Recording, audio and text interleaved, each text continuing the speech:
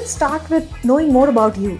I had PhD admission in University of Calgary in Canada those days. I was a research associate in the Center for Artificial Intelligence. Wow.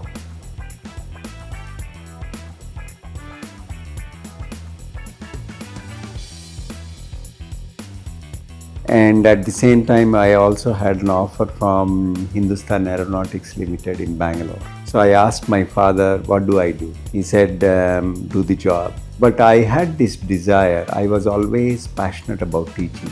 I would have read about 300 research articles and about 30-40 PhD theses, because that is the level of literature review you need to do. But there is something that's inherent to that individual that keeps you happy. Like, what is that for you? One is good people around me. Second one is cricket. I don't play, but I love to watch. And the last one is my pet, Joey. He's the boss of our house. I'm assuming going with students will be a lot of fun for you. Yes, a lot of fun. Their discussions, people getting down the bus, getting up the bus, someone forgetting to getting down. We have a WhatsApp group. I am in that bus WhatsApp group. Someone will say, can you ask the driver to wait for 2 minutes at this stop? So.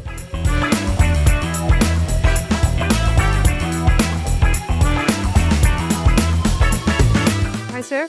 Hello, good afternoon. Good afternoon. Thanks for being in Seedling today and spending time with us, with the team. I think it's been a lovely day so far. This is the second episode of Seedling podcast. We had the first episode just to introduce what Seedling is and our story and who started it. But we're looking forward to meet many leaders, and you having as our first guest. It's an honor for me to host this and spend time with you. This podcast, basically, we are looking at learning more, bringing leaders with everything that's happening around, but more importantly, looking at your personal story. That's the only thing that, I resonate. And I'm very excited to kind of learn about you, right? Your Dr. Sudhir advisory of Seedling is one angle, but if I look at your career journey, right, 28 years into corporate, then you went to PhD, then you're into academia now, but then you're now with corporate back in one form or the other, right? Before we get to that journey, I think that's what everybody would love to kind of know. It's amazing to see that you're doing so well with all of that. More than all of that, I see you so happy. So let's start with knowing more about you, right? Where do you come from? How was your childhood? And how did that childhood shape, who you are as a person today, right? I always believe the roots, definitely help you shape. And sometimes it's about going back and relating it, but love to hear from you. Sure, thank you for having me. I grew up in Orissa, did my studies in NIT Rourkela, and while at NIT Rourkela, I had a PhD admission in University of Calgary in Canada those days. I was a research associate in the Center for Artificial Intelligence. Wow. And at the same time, I also had an offer from Hindustan Aeronautics Limited in Bangalore. So I asked my father, what do I do? He said, do the job. So that's how I landed in Bangalore way back in 95. But I had this desire. I was always passionate about teaching. Always. In fact, in NIT, I was doing three things. One was pursuing my master's. Second was doing the research associate. Third was teaching to first semester BTech students as part of RA. Mm-hmm. So I was always wanted to teach. And but somehow it didn't happen. 25 years after, when I was at Intuit, that time I thought industry has given me a lot and I have done a lot in the last 25 years. So is there a way I can pursue my passion, that unfulfilled desire 25 years back? And that's when I started looking at PhD examinations. to see who offers a part-time course because I was still working. Then I found MS Ramaya's advertisement saying part-time PhD. Mm.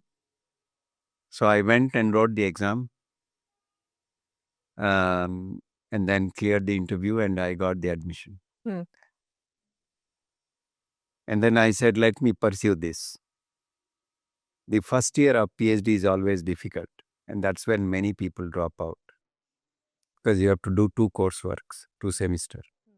So I used to go 3 o'clock from office to university until 8 o'clock classes and then come back for 1 year. Mm. I thought if I can cross this 1 year, I think I can finish the PhD. So luckily I was able to clear all the assignments, do 2 semester coursework, and then finish the PhD. In between, I switched the company,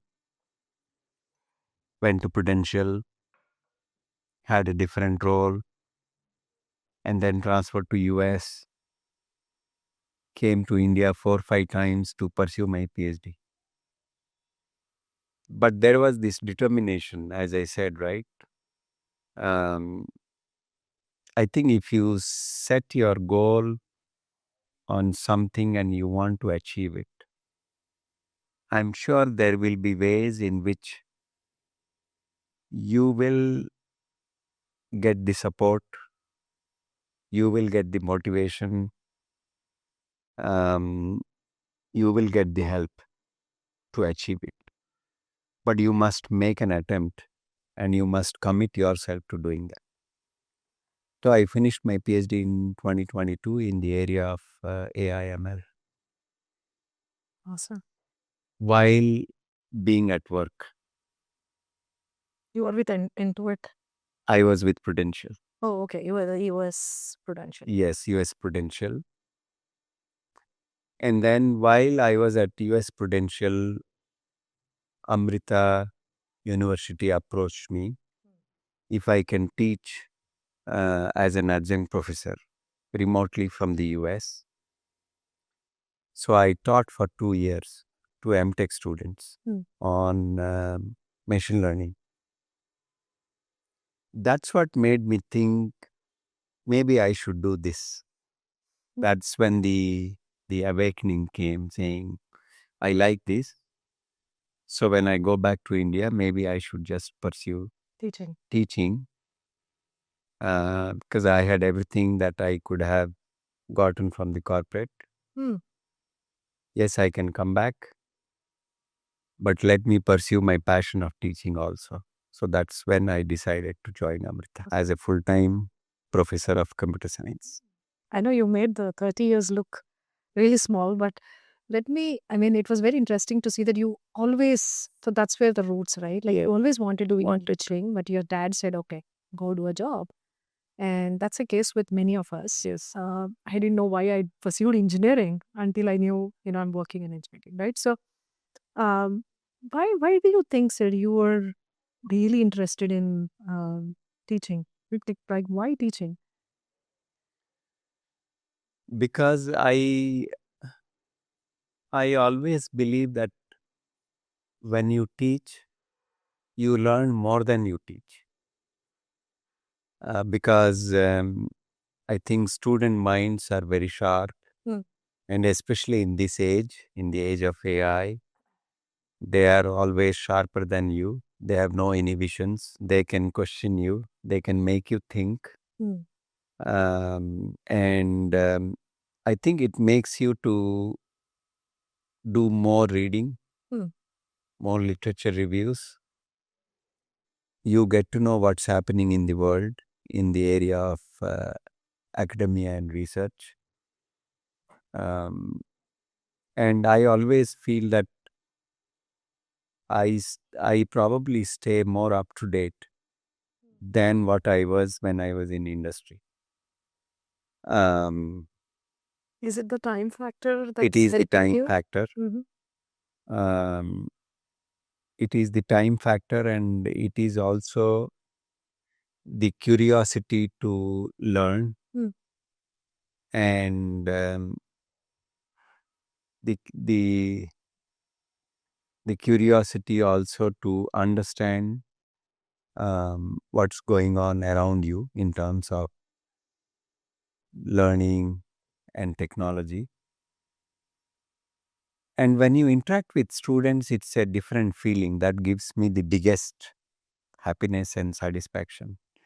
Different energy, right? It is a different energy.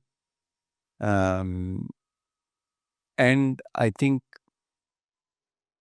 they have they have wonderful ideas. When you listen to them, you feel energized. You can pursue your research by working with them. Um, and their way of learning will make you to think differently on how you want to teach. Um, and they do come to me after class for coaching, for advice. I do look at their resume. In fact, yesterday I did. Sir, is this resume okay? Right? Why am I not getting shortlisted in campus programs? What should I focus on? Is it AI? Is it ML? Is it Java? Is it OOPS? Or is it DSA? Right? I think preparing the students for the newer technology world means a lot to me. And I want to give my 100% to them so that they can get to where we were before in the industry. So when you said, teaching, of course, when you did that PhD and then went back to teaching, I think you know your calling. But when you were like 20-year-old looking at, I love teaching, but the dad says go work for something, you picked up because for all of us, it's the job, it's the money, and getting started with life. Back then, do you know that teaching helps you learn, or teaching was more passionate because you saw lovely teachers? Somebody should have inspired you, right? That was my professor. Awesome. He was the head of the department, and he was also the head of Center for Artificial Intelligence and Research. It was a Indo-US research center jointly funded by NIT Rourkela and Virginia Tech in the US. And when I joined him as a research associate, I got to see him much closer, how he works and how he teaches and how he is making a difference to the research world. Hmm. Um, and I saw some of the papers that he has written. Then I said, oh my God, you know. And he took me to IIT Delhi for one conference. He took me to PhD Coimbatore, PhD Tech. Then I started admiring him. He became my hero. I wanted to be like him, especially those conferences where people look up to him. Here is Professor P.K. Dash, right? Um, and the research environment that he has created. Hmm. In those days, I worked on AI, fuzzy logic, using MATLAB. Um, so I think he gave me that inspiration, if you ask me, because I was so fascinated with what he was doing, right? Around research, around conferences, being a highly revered presenter at conferences, and the lab that he owned, and the teaching that he was teaching one subject to us. So I've seen him much more closer, right? So you begin to admire him. I think he motivated me to do that. And therefore, when he said you can go and do a PhD in Canada, but I pursued a different job, that was back in my mind, right? That is saying someday I will be like him. And you are now. Someday I'll be like him. That was in my mind, right? But then I didn't have the PhD. So it was a very thoughtful move for me to enroll into a PhD in 2018. 6 years before I stepped into academia. Hmm. So I enrolled for PhD. I published research papers. I became a member of IEEE and ACM. Hmm. I built my academia profile in the last 6, 7 years so that it helps me to make that transition. Otherwise, it was a industry heavy profile. So you got into the industry and not teaching to begin with, right? Like, tell me your industry experience, right? You have 28 years into corporate. That's that's a lot. Like, and how did you start? Like, what was your first company? You kept going for 28 years, getting into senior most roles that I think Intuit, Prudential you were heading.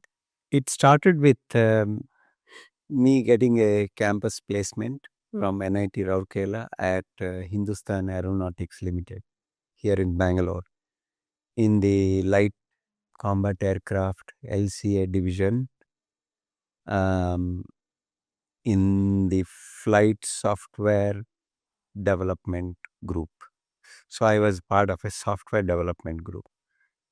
That is when I joined HAL in 1995, doing programming in C and ADA 83 uh, in embedded area. Hmm. C to build the front end UI, ADA for the back end systems and assembly. Um, so that is how I started as a software engineer in HAL. And then I had an opportunity to go to UK for about a year, worked there for a year, So your whole career is in Bangalore, sir, pretty much. pretty much. And then I worked in some um, services organization, um, and then Microland. And my first breakthrough came in terms of India Development Center, or GCC that is called today, is with Misys, Hmm. um, where I was again the first early members of the team. And then that was the first GCC. Then I joined Dassault, the second GCC. Then I joined Intuit, the third GCC. Then I joined Prudential, the fourth GCC. So if I sum up all my experience across these GCCs, my strength that I realized, um, combinedly about 25 years in these four GCCs, is that I am good at joining as an early member and then growing with the organization. Hmm. And that's when I have always moved to GCCs Hmm. as an early member, if you see all four, and then grow with the organization and build the organization, scale the organization. Um, I think you have to realize where you are good at, what your strength is, and always learn to play with your strength, not to your weakness. That's what I have done in the GCCs.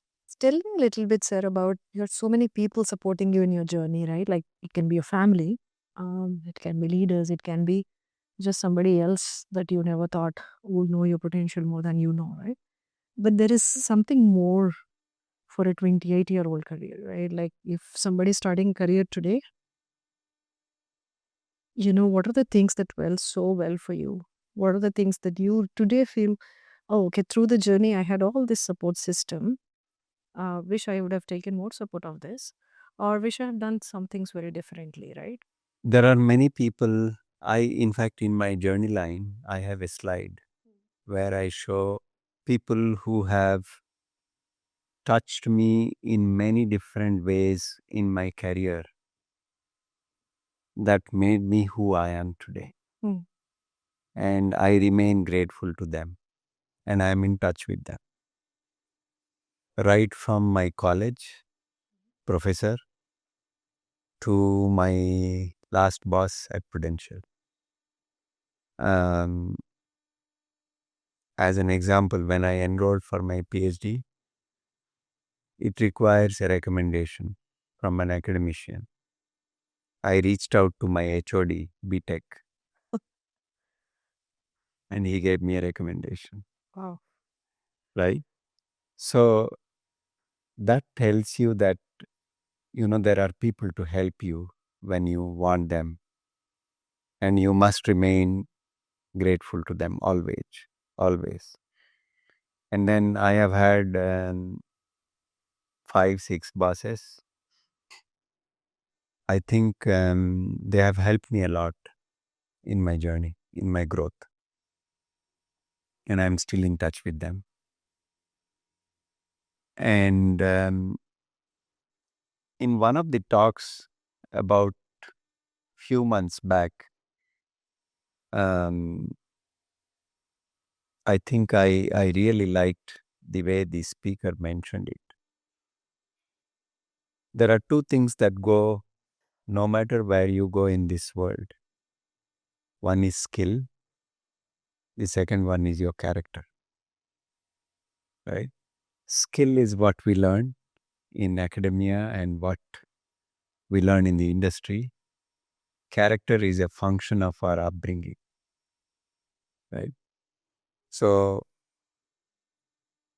and one of those character or attributes of that character, in my opinion, is staying humble and having that humility to people who have helped you in some way or the other. It's your family member, it's your teacher, it's your professional colleagues, it's your professional supervisors. Mm.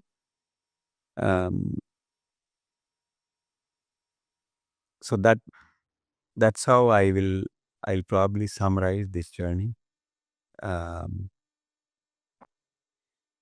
and I think it has helped me immensely in my academia as well as my IT industry journey in a big way. If we're all human beings, right? There's happiness element, there's a fun element. What is fun for you? So this it kept you so busy for 30 years now, right? Like, you came out of the engineering, of course, family, then colleagues, this whole new system that keeps evolving around you. But there is something that's inherent to that individual that keeps you happy, right? What is that for you? Staying connected with people. One, helping others makes me immensely happy. I don't expect anything in return, but wherever I can, I just want to help. It comes very naturally to me. And if I see people around me becoming successful, I get a sense of happiness. That's how I am, and that's who I am. Um, and that's how I have always operated in my professional career Mm. and also in my personal life. I want others to grow and become successful. That is in me. What's giving back? But what's fun for you? Fun is seeing them grow, seeing them becoming successful. What do you love? Like, for me, fun is, of course, helping others grow. But there's a fun element. Like, for me, fun is like food, good people around me. One is good people around me. Second one is cricket. I don't play, but I love to watch. I watch almost all the matches Mm. because to me that is a stress buster. And the last one is my pet, who is 10 years today. Whenever I have time, I just spend time with him. And he is the one who gives the most happiness to me. And that's the most fun part of. I love to spend time with him. If I ask the same question to your wife, what do you think she'll say? She will say, um, she would love to spend time with her children Now your children is not here with you. because both are in US, right? And she's missing them. But no, jokes apart, I think she will also say spending time with our pet, I think, is the most joyous moment of our life. Our world revolves around him. For me, as an individual, if you look at it, right, it's very helpful to see, how we your net worth is your network. That's what people say. And then I think if I look at it, you're probably the richest, right? Wow. So for me, it's very hard to continuously engage with people, right? Like, for example, I am here for 8 to 10 hours in office and then I go back. I have a 10-year-old. So I definitely give a priority to spend time with her. Then there is something else to look at. Of course, have dinner together. But then if it is at 8:39, then my battery goes down in terms of being with everybody. Like even with family, 2, 3 hours, and then you just need your time kind of stuff because you are with people from morning 9 to probably 9. Um, and then connecting with people like very frequently. How do you keep that social battery on all the time, right? It's so amazing to see the connections and intentional conversations that keep going so frequently. Every week, I almost see that you meet a leader, right? So, what's behind that? Tell me a little bit more about it. I think this started one of the CXOs in the industry had given this advice to me. Mhm. Because he asked me this question saying, how do you get yourself up to date to what's going on in the technology landscape or business landscape or IT landscape? And I told him about LinkedIn. I told him about mm, these big four research reports um, and these technical journals, articles. Then he said, you must also meet with leaders because that is the best way for you to learn. Hmm. And from that time, I said, okay, I'll start meeting.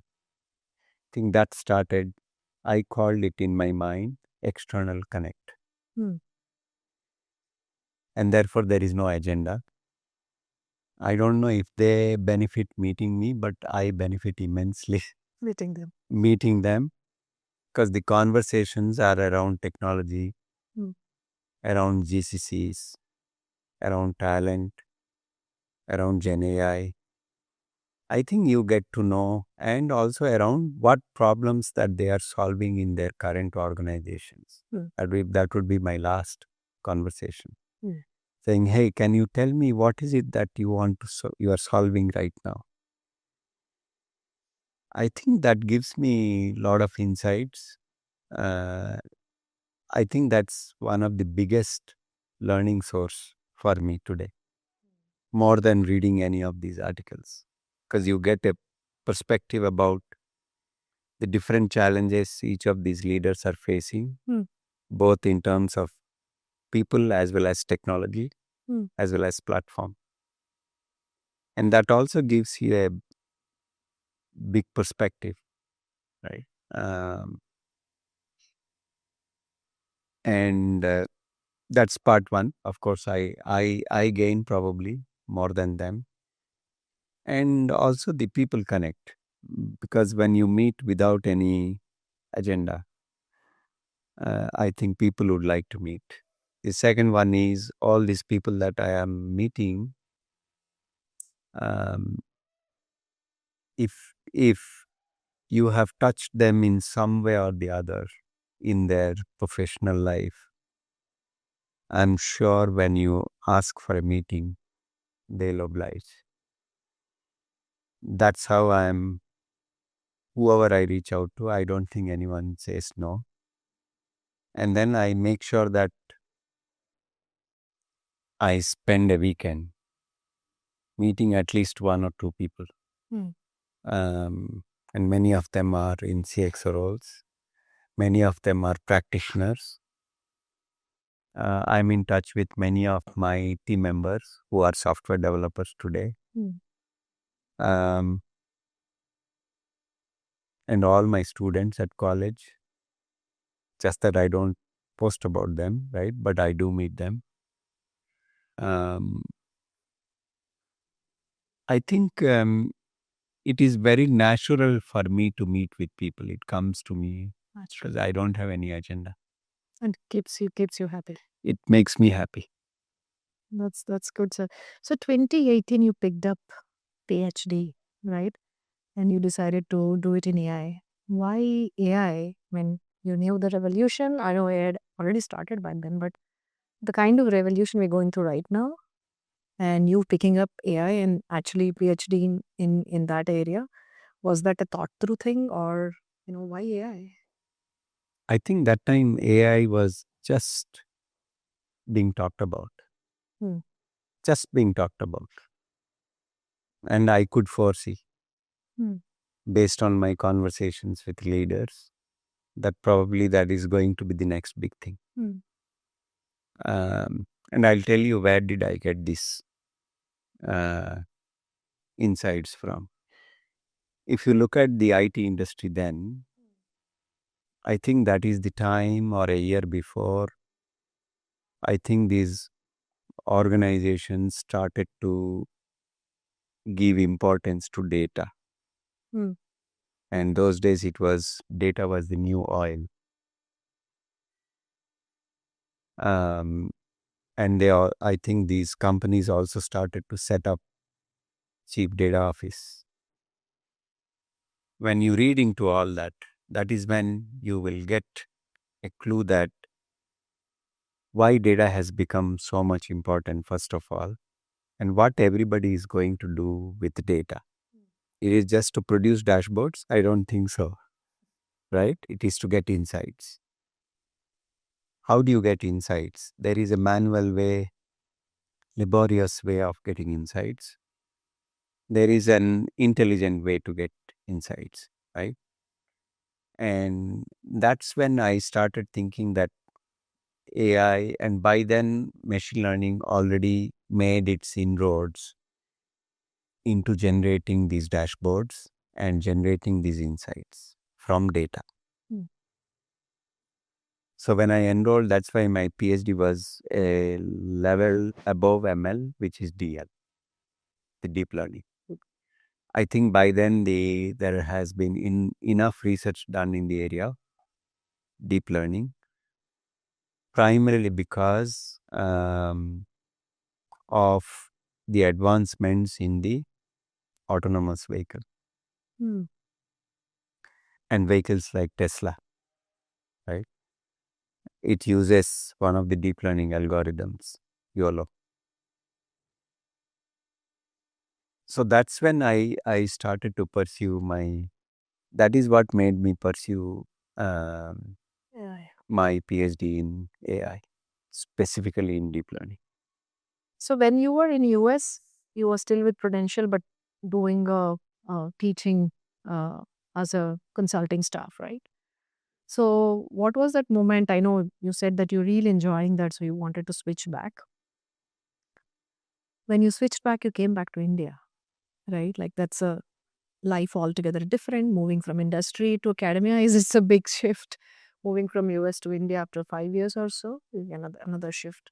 So how did you take all of that? First of all, moving back, there was no intention to stay back Mm. in the US. On a personal front, I think my children benefited, me being there. And in terms of teaching, since was always already teaching there remotely, Mm. so I knew what it looks like. Just that the in-class teaching is different Mm. when I came, Mm. right? With students, 70 students in front of you sitting. Yeah. There it was on Teams, right? Remote. You don't know who is listening, who is not listening, and nobody will be on video. Mm. Um, but yet, I think it's going to be an year in June. And I must admit that, yes, transition is not easy. Mm. Um, industry career, industry life, corporate life is different. You focus on rewards, schedule, timeline, delivery, customer satisfaction, Mm. right? Business outcomes.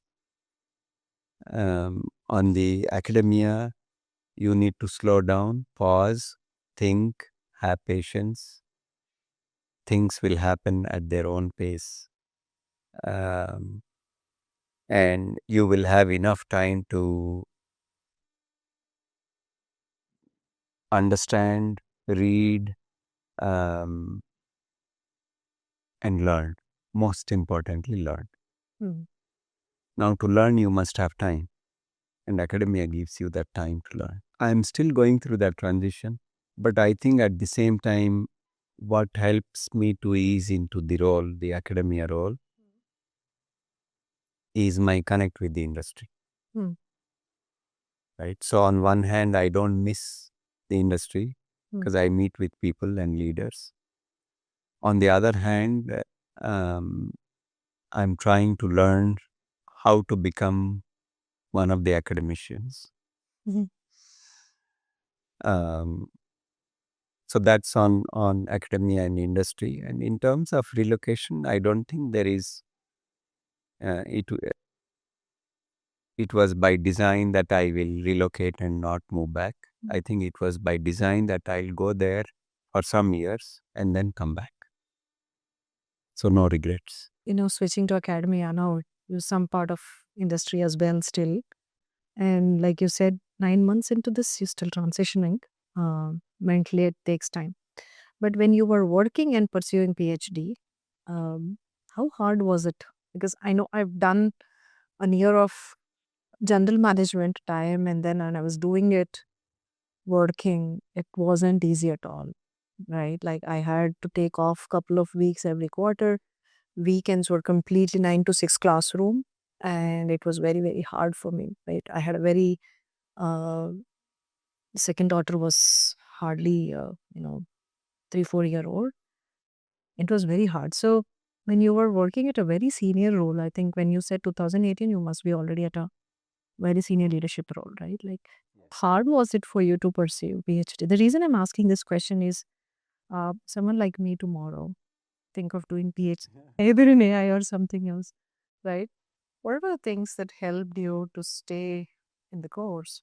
No, I'm glad I enrolled. My only fear was while writing the PhD entrance exam, saying, will I be even able to clear the exam? Hmm. But once I got through that exam, Hmm. I think I had enormous confidence I can do it. Like I said, the first year coursework is difficult, Hmm. managing both work and studies. But I had a plan that every day between 10 to 11:30 Hmm. is my time, and I will study during that time. After kids go to sleep, right? There is nobody to disturb me. That was my time.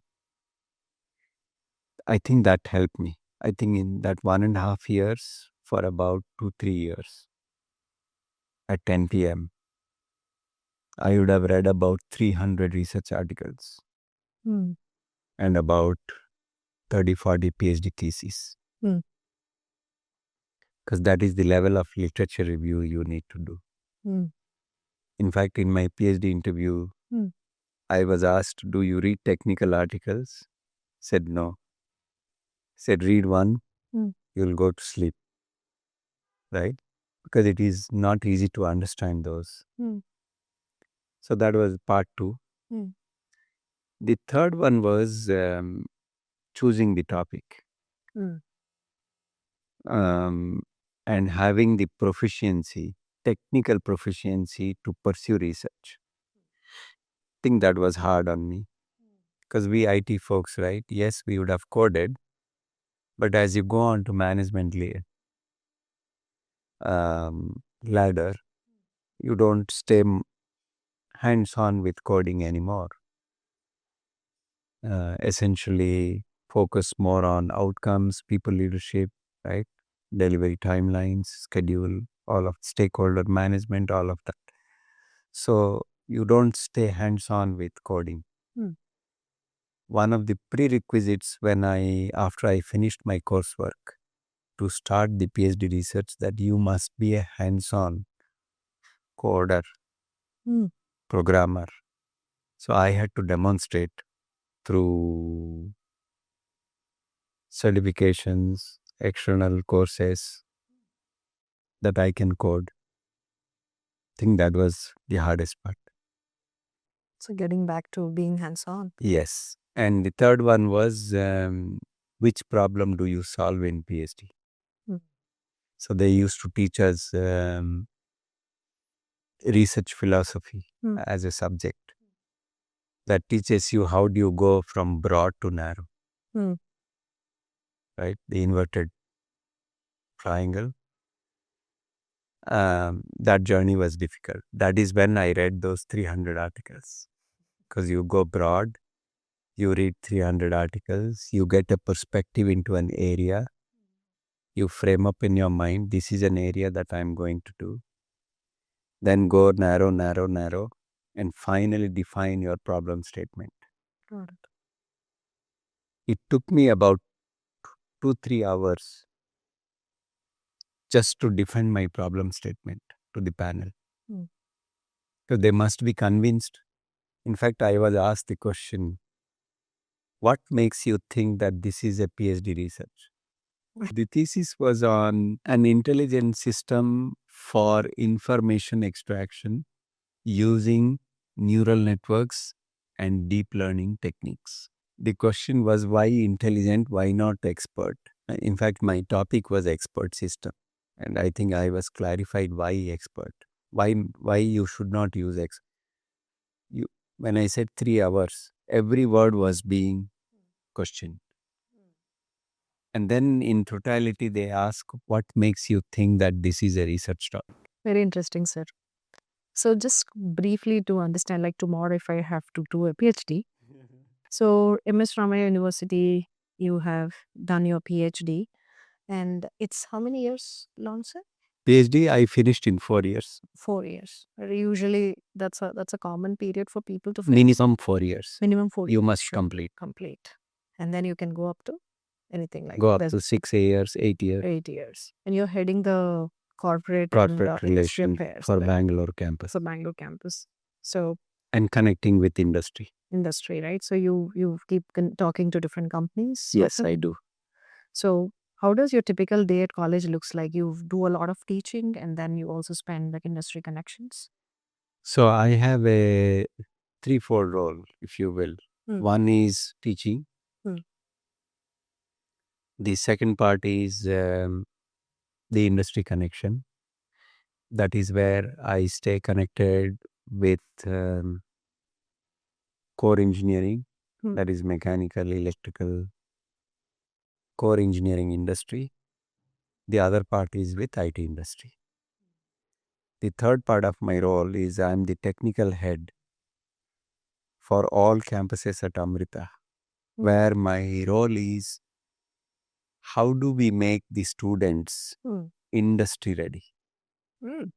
So what I say is what does an academia teach? Knowledge. What do they give? Knowledge, department, faculty, right? What does an industry want? Knowledge plus skill. Who will give that skill? It's my department. My role is to make sure that you understand what skill industry needs and then design those training programs for the students to orient them towards those skills. While the department gives knowledge, my role is to give them skill. In order to do this skill, you must stay connected with the industry because you know what skill industry needs and therefore impart that skill to the students. That's exactly what I do. It's otherwise called as tech learning. So there is a lot that happens, but Yes. do you have a scheduled calendar meetings like how you used to have? No, right? You enjoy that? Too much. I will enjoy. So evening you go on time back home. Yes. So you commute, you drive in Bangalore. I take the college bus. So you enjoy with the students. Yes, too much. Wow, what a life to go back to, right? Yes. They are a fun bunch of people. Awesome, awesome. Yeah. I mean that takes me back to my early career where we had bunch of friends. I used to go in the cab.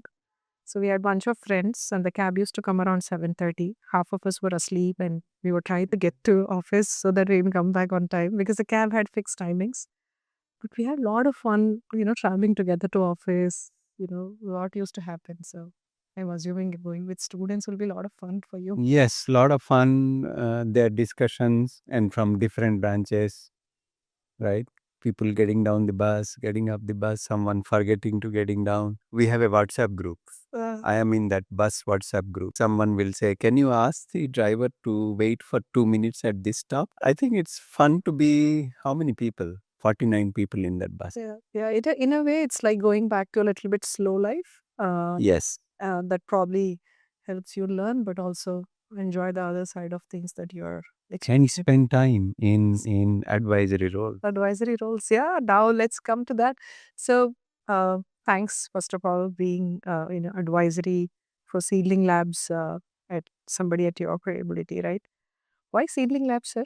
When I first met you and asked you, tell me more about Seedling Labs. And I do that with many people, maybe around 10, 15, right before I met you. And then the way you talked about what caught my attention is this word called AI native. Um, I think it's an AI native company. And the second statement that resonated with me is we are not here to make a hype. Then, when I deeply thought about these two, AI native, oh my God, right? I'm glad they are on this. They are born as an AI company. It's a it's a it's a born AI company. It's not a company, and then you are trying to be an AI company, right? That is what stuck to me. Part one. The second one is, and then I browsed your website, and I genuinely thought you are not in the hype, not to make hype, right? Um, I think that is what made me to think, saying, is there a way I can be part of this AI native journey? That word, by the way, resonates quite a lot to me, this AI native, right? Yes, So, everything. is there a way I can help? Is there a way I can be part of this journey and help the company grow? And um, the CEO is very thoughtful, right? Um, and I think the way she's approaching to taking the company forward, I like that approach.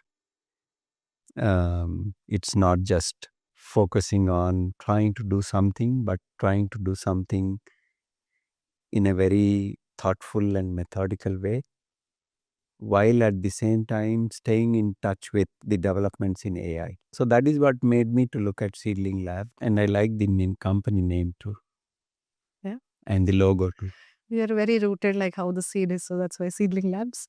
So it's an honor to have you on the advisory, and we're already having great conversations. And today was one such whole day. Um, Before we wrap up, I know there are Amrita students and many other students watching this. So, what is your advice for? I mean, when I go, my daughter is studying in computer science, AI, ML, first year engineering. For students like that who are in that journey, and in fact, I'm very surprised to see there is a category called computer science, AI, ML in all colleges. And I'm sure you have a perspective for that. I was very confused when my daughter asked, should I pick computer science or should I pick computer science, AI, ML, right? I'm sure many parents, many students have that question. So, one, how do you pick uh, computer science over AIML? I was talking to one of the friend, and her daughter also joined the same college. She's like, you know what? I picked computer science because the fundamentals are important, the DSA, other things. AIML, anyways, will be there. It's part of everybody's life now. I'm like, did I do a wrong choice for her, or did she pick the wrong one? Right? That's a confusion one side. And for the students who are getting into AML or a computer science or even other branches, I think you also work with the core engineering, other core engineering areas. Um, you know, how should the students think in their journey now, especially with the AI revolution happening? My perspective is there is no tech, non-tech. Everybody can build stuff, Yes, right? yes. So, what do you tell these students? who are coming out fresh, studying computer science, which might be still teaching the traditional way, by the way, right? Like there can be some embedded AI stuff, but it's pretty much teaching them from the textbooks. Correct. Good question, Shanti. On AI or CSC, my perspective is uh, in both the courses, data structure and algorithm is the base, is the foundation that is taught. What industry hires for is your knowledge around data structure and algorithm. Yeah. So you pick either of the branch, I think it's good enough as long as you are strong in your Yes, sir. ESA fundamentals, right? I was just seeing yesterday, I think one of the key skills for 2030, you won't believe, is AI and data. The second one is problem solving and analytical skills. Can you believe these are the two, right? AI and data, the underlying foundation is DSA. Problem solving and analytical skills, it is independent of your, Non-negotiable. Lot more important. right? So if you focus on these two, I think they are the skill of the future. Now, coming to point, how should they view AI? Make it a part of your life. If you begin to live in that system, then you won't feel it to be any different. So my suggestion is be a part of it, not see it as something as an external force, right? Just be a part of it like how everything else is part of your life today. You don't think of them differently, right? So AI is yet another part of life, your daily life, and you won't feel anything different. That's very helpful, Sudhir. Thanks for your time and thanks for the conversation. I just feel, this was incredible, right?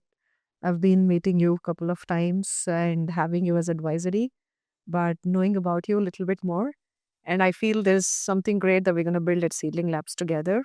I'm looking forward to have another longer podcast with you. I feel this is just, a percent of what I could learn from you. There's a lot for all of us. So looking forward to another one. But thank you so much. Sure. Thank you for having me.